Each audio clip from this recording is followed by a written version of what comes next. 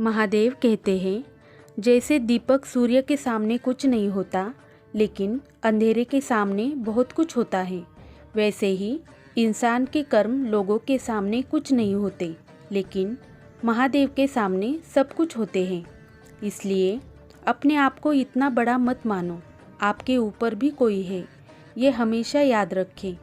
हमारी नीयत अच्छी और उद्देश्य सही हो तो महादेव किसी न किसी रूप में आकर आपकी मदद अवश्य करते हैं। आपकी नीयत के साथ साथ आपका वक्त भी बदलता है। परमात्मा कभी किसी का भाग्य नहीं लिखता, हमारी सोच और कर्म ही हमारा भाग्य लिखते हैं। ज़्यादातर अच्छाई के पीछे कोई नहीं जाना चाहता और बुराई के पीछे सब चले जाते हैं। इसलिए हमेशा सच्चाई से चमकते रहिए, क्योंकि कागज़ के फूलों पर आपने कभी तितलियाँ बैठी हुई देखी है? नहीं, ना उनमें सुगंध होती है। इसलिए महादेव कहते हैं, अपनी तुलना किसी से मत कीजिए। जैसे सूरज और चंद्रमा, उनका अपना महत्व है। जब जिसका वक्त आता है वह चमकता है।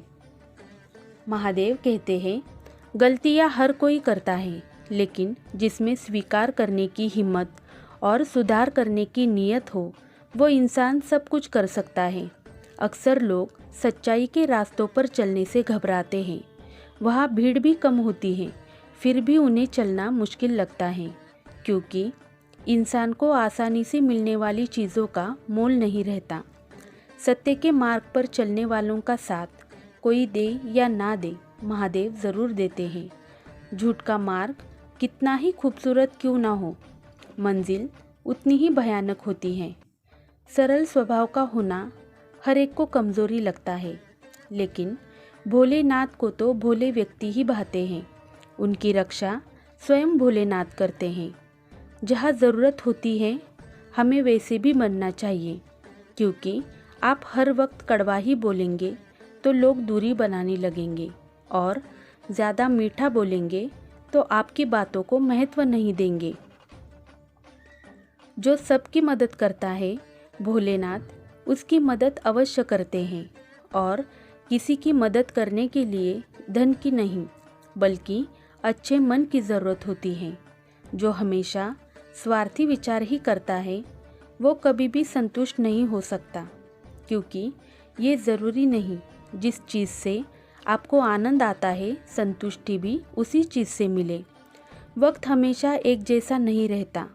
हमें महादेव का शुक्रिया अदा करना चाहिए कि हमें देने वालों में रखा है, ना कि मांगने वालों में।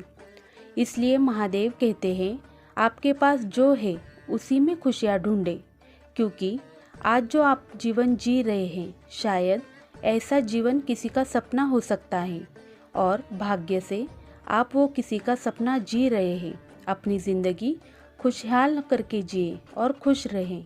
हर हर महादेव।